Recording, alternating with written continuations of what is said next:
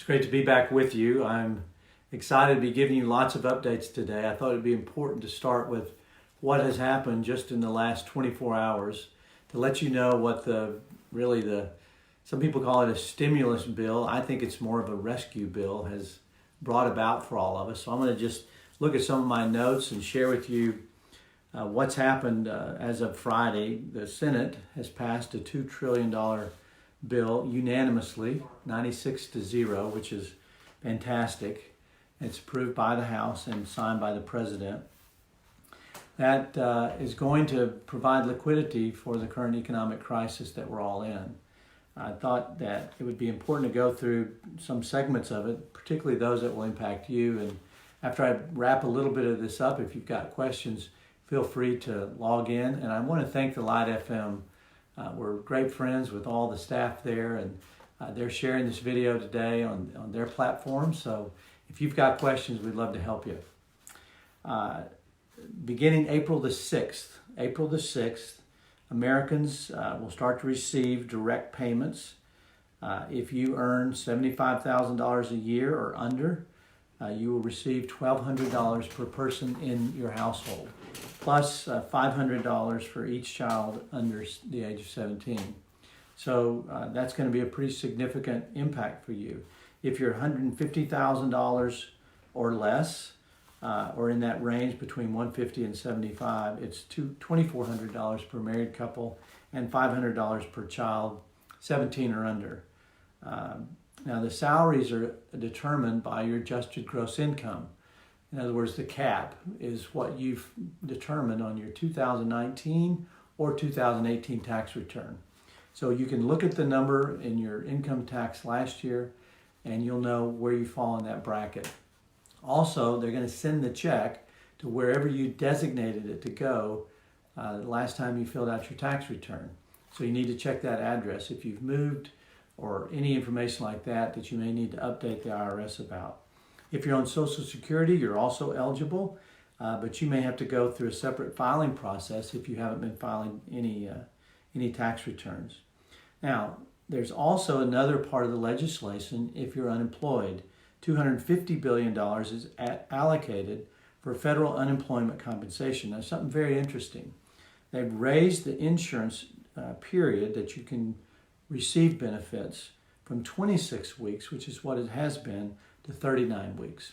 So first off, that's another quarter. You're going from about 6.5 months to almost 10 months. That's a pretty clear indication of how long they believe that the crisis is going to impact the economy. So they've extended how long you'll be able to draw unemployment benefits. Plus they've added something to it. You'll also receive $600 for 4 months. So that'll be another direct payment in addition to your unemployment benefits, and you can also draw your state benefits. So they're trying really hard to be sure that those people who are impacted by this can hang on and hopefully get reemployed. When your hotel reopens or your restaurant reopens or your retail store reopens, they're hoping you'll be able to come back.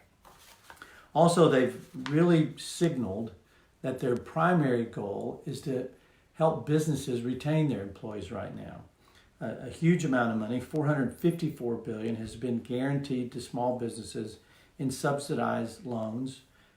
Subsidized loans to larger industries who are in distress. And then to smaller business, to the small business owner, $349 billion.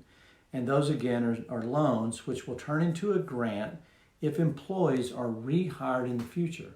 So they're incentivizing people to keep their employee base right now, which I think is fantastic. I also like the fact that for the most part, these are loans. This is not just a handout. So they're going to be able to pay this money back and help the economy. The healthcare system is receiving a huge amount of money, and even churches are qualified for the same loans that small businesses get. Now, from my perspective, I would hope that a church wouldn't need a loan. I would hope that we as the body of Christ are going to help the ministries and all the programs that we need to continue to support right now, and that there will not be any churches that would have to look to the government for a loan.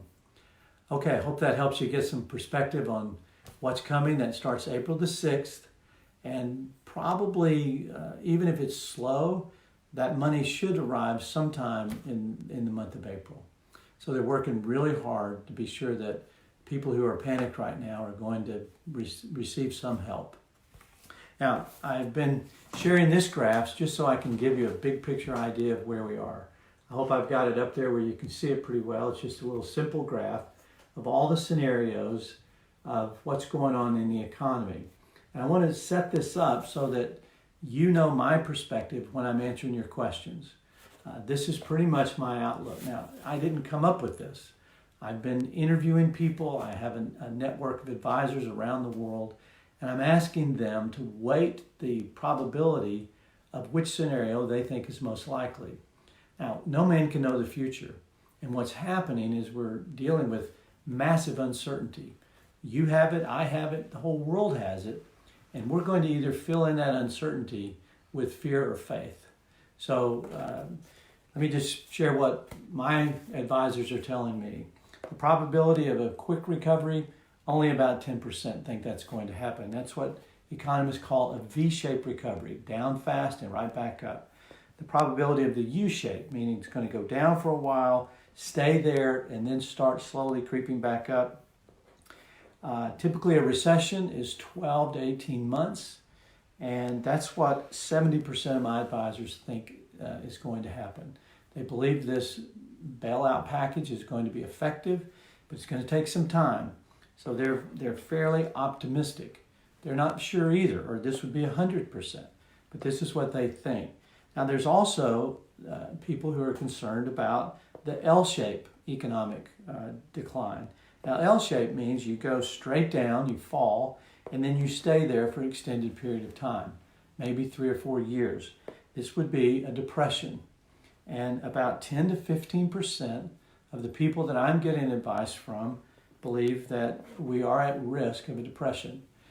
Or that's the probability, the probability of a depression is about 10 or 15%. And then the probability of a total global economic collapse, only about 2 or 5%. So this is sort of where I'm coming from. This changes regularly. It may change by Monday morning. But as of today, this is still the perspective that I'm holding.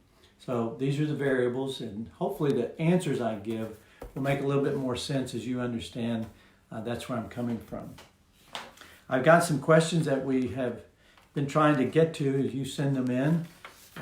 I hope that you're taking the time right now to type in a question or to post it online where we can see it, and I'll get to it right now. And even after the video is over, you're welcome to post questions, and we'll try to get to those. One thing I forgot to point out about this graph, and I should have pointed it out, is crown.org/coronavirus. We have created a website with pretty much everything that we think you might need right now. There's tools and tips for how to reduce your debt, how to create a crisis budget, how to just navigate all the challenges. We'll be putting all this information online of what the bailout package is going to offer you, and try to keep that up to date.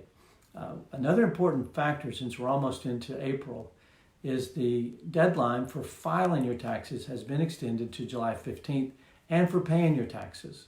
So they're looking for every possible way to help people right now. This is something that the world didn't expect, that everybody would have to be sitting home and not able to go out and do their work. So the economy is effectively shut down, and they're trying to be sure that the people who are most hurt are not going to get hurt. Okay. I was recently unemployed due to the pandemic. What do I do? Let me give you 3 quick tips. The first thing is to communicate. Don't panic and get paralyzed. A lot of times when something shocking happens to us, we just sort of go into ourselves. This is time to communicate. Let people know. Talk to people. Let them know what has happened. Activate a network of people that can come around you and help you. You also may want to talk to the people that you owe money to, whether it's your landlord or your lender if you have a mortgage, people that expect payment from you. Let them know what has happened and assure them that you're going to be doing your best to get back on your feet. Second thing is to adjust your budget. Immediately make adjustments to try to get through whatever amount of time it's going to take to get reemployed. I had a question yesterday. Someone asked me if this was a good time to change jobs. It's not. I can tell you right now, it's not a good time to change. Now, if you're forced to, of course, but stay put if at all possible. And then third, if you're unemployed, start seeking a job, even if it's part-time. I've always believed that it's better to find a job when you have a job. So even if you have to get a part-time job, get in circulation so you're with people and you're in a community so that you can prove yourself and possibly get that part-time job could become full-time. And think about this. The restaurant industry is hurt badly. So maybe you got laid off from your restaurant. Well, the food industry has picked up all the weight of that. So the food industry is booming. And they're working to keep up and to keep stocked. I have a friend who owns a grocery store, and they need help. And so you may have to just look for what industry's been hurt and then what industries are now thriving. Okay, what should I do with my stimulus check? Thank you for asking. That's a very good question. I just want to speak sincerely about this. There are those of you who are listening right now who you do not need the stimulus check. Maybe you're debt free, maybe you've got other sources of income right now that your job or your industry is very, very stable, and you're not going to be as impacted as badly as others. But there are a number of industries that they're going to be hurt and down for a while. So the first thing I want you to think about is giving your stimulus check to somebody else.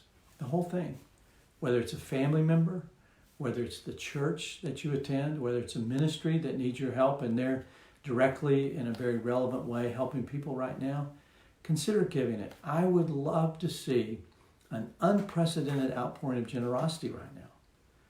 This is what it's going to take for the church to set themselves apart to do more than the government. I'd love to see the church doing their part to come alongside people who are hurting. The second thing, if you do not have an emergency savings account, which about 40% of Americans going into this did not, that needs to be your first priority with the stimulus check. Do not think about doing anything else with it until, first of all, you've got your $1,000 in emergency savings. Now, if you've got that, then you need to increase it. At a minimum, I think you need 1 month of your living expenses set aside for an emergency. This is a great time to increase that amount. 3 months is best, and 6 months would be even better. Now, don't hoard it if there's other people that need it more than you. First priority is to give. Second is to save. I think that those are the two main priorities. Obviously, if you've done those things, then you can do something with your stimulus check. Maybe you need to invest it and grow it for this season. But don't look at it like money just fell out of the sky. Some people call that funny money. And you can do with it whatever you want. Just go on a shopping spree. I would not do that at all. Here's another question. Is it a good time to buy a house?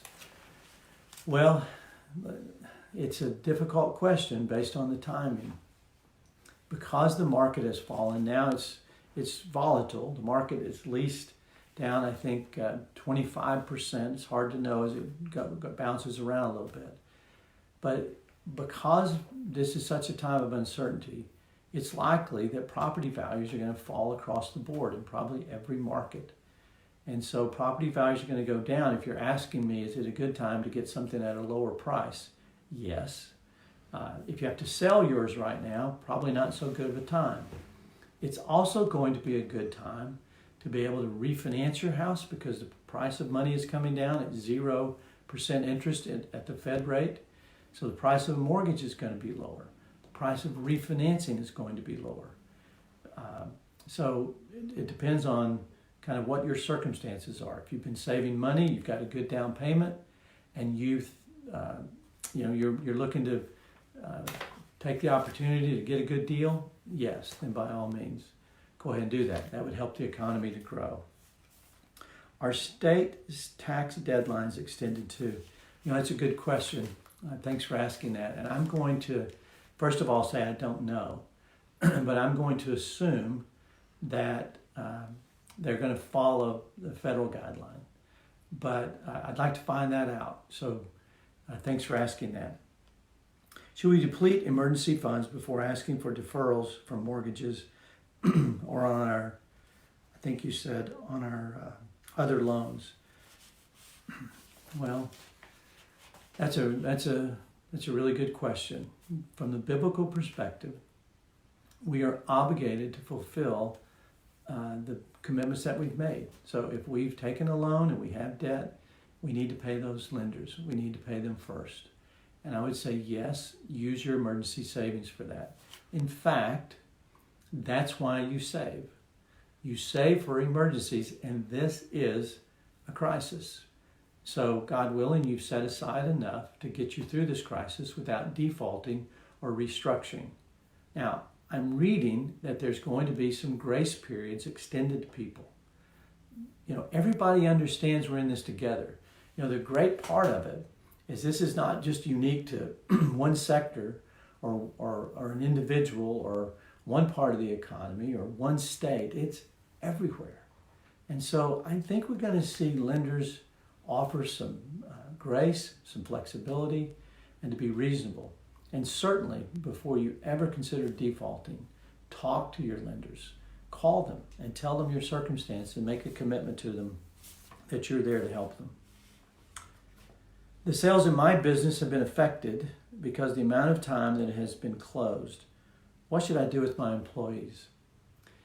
Look, right now, I really do believe that we're going to define our character for the future by how we treat our employees. I'm an employer. I understand the dilemma. Income down, expenses up. First thing many companies do is to start to cut their overhead with their employees. But I would like to see Christian business owners, leaders, make a commitment to keep their people. Your people are typically your greatest asset. They're the ones you've invested the most in. And you need to try to ride out this storm with them. It's a great idea to have a meeting with them, to pull them together.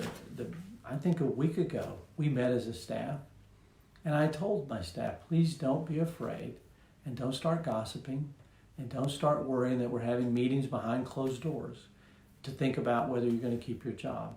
We'll be honest, we'll be transparent, and we will do what we have to do to help you get through this. The number one thing that is going to bring the economy back is that people are going to work and be productive. And that's going to take a while. But if you're able, keep your employees and take very, very good care of them right now. I understand that liquidity is important in a time of crisis. What measures can I put in place to keep my cash? Well, first thing you can do is to pull way back on your spending. Cash is very important. Listen, cash is not king. Jesus is king. God is our provider, and he understands our circumstances, and he knows how he's going to take care of each one of us.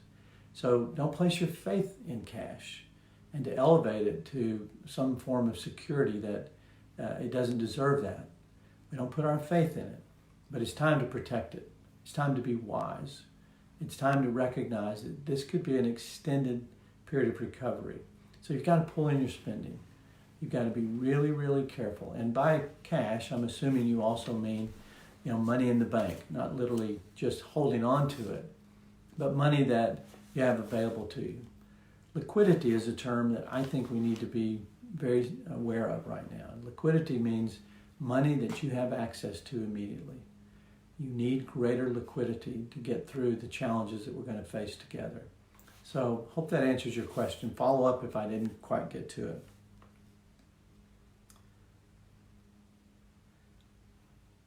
I'm a Christian and I want to adopt God's perspective on the economy during this time. What do I need to consider about God's economy? Well, here's some great news. Psalm 24:1 says, "The earth is the Lord's and everything in it, the people and all who dwell therein." God declares that he owns all of this. Everything we can see or feel or touch belongs to him, and we are just temporary stewards. And so for me, especially at a time like this, It takes the pressure off of us. You know, we're all experiencing some loss. We're adapting to this uncomfortable feeling that we're losing value in our 401k and our retirement plan. We're losing value in our real estate. We're losing value possibly in our future income if our industry is hurt. We may be losing our job. Some people may be losing their career if their industries don't make a good comeback. So recognizing that God owns everything, we can have a different attitude about loss. I think, let me just mention this because I think it's so important right now. We find out what we love most when we lose it. And if you're angry and bitter or frustrated right now because you're losing financially, it may be an indication that you haven't fully surrendered it to God, that you haven't really recognized that He truly owns everything, all of it. And so we can pull our identity out of our stuff. And what a great time to do that. That's why the Bible says we should not love money. Because A, money doesn't love you back. And B, we can lose it. But Hebrews 13:5-6 says, keep your lives free from the love of money. Be content with what you have, because I will never leave you or forsake you. God is not going to leave you. If you lose all of your possessions, you still cannot be separated from the love of God. So that's the first principle of God's economy. The second principle is that our first priority is to honor the Lord with whatever we have. And what better time than during a crisis that we honor God and make Him first. It's going to take faith. It's going to take true faith to be able to give sacrificially and to put others first. But I can tell you, when you start thinking that way, your own stress is going to go down because you're getting your eyes off your problems. And you're thinking, how can I be a blessing to somebody else during this time? This could be a fantastic opportunity for a revival, particularly in the way that we treat other people right now. That's a principle of God's economy. Another principle is to be free of debt and free of any kind of financial slavery. And if you haven't had a wake-up call yet, this is the time to have one, to reduce your debt, to reduce your overhead, to maybe even reduce your lifestyle so that you are more comfortable with whatever income God's going to provide during this time. I could go on quite a bit about that. I need to probably get to some of these other questions. How does the recent stimulus bill affect me? I'm a family of 4. Well, I read earlier when we started, if you're a family of 4, depending on your income, you are going to receive, starting April the 6th, in a direct deposit, you will receive $1,200 per adult, if you're in $75,000 a year or lower bracket, or $2,400 for a married couple, plus $500 for your children if they're under age 17. So I'm just going to assume that you're a married couple in the $75,000 to $150,000 bracket. That means $2,400 for you and $1,000 for the children, $3,400. That's going to be coming into your bank account sometime in April. So hopefully that's going to make a difference. You know, it may make several months' mortgage payment. It may be something that helps you ride out the storm if your income is being affected right now. What are some good daily practices that we should be doing with our finances right now? Some good daily practices. Well, the first thing I would do is to pull back on my spending. I recommend for you as well, about 25%. I think we need to retract spending at least for the next 3 to 4 months, primarily because of the uncertainty. And so look at your budget. Look at all your variable expenses. Those are things like, what are you spending on food? I realize we can't be eating out right now, but you could possibly manage your food budget better. Anything you're doing for entertainment and subscriptions. I'm sure that all the streaming services are having their biggest record ever with people buying movies and things like that. But look at anything that's variable in your budget and really pull back. I'm recommending to my family and to our staff 25% on spending. If you've got a big project you were trying to do, just put it on pause. Wait. Now, the reason I'm saying that is because if things get worse, remember my scenarios I gave you, if they get worse, we need to pull back on spending even more. Imagine right now, I guess I can use this as an example. I grew up playing the game Limbo. And so Limbo is you got to bend down and get under the bar without knocking it off. You know the game. Well, right now, this would represent your budget. And no matter what changes in your income, you've got a limbo underneath that number, okay? So if your income is coming down, you've got to bring your expenses down with it so that you can limbo under it. You got to be flexible. You've got to be really nimble and adaptable. And you need to avoid fighting about this. If you're in a marriage that there's stress and maybe one's lost their job and the other hasn't, this is the time to unify. This is the time to set aside maybe your mistakes, quit blaming each other.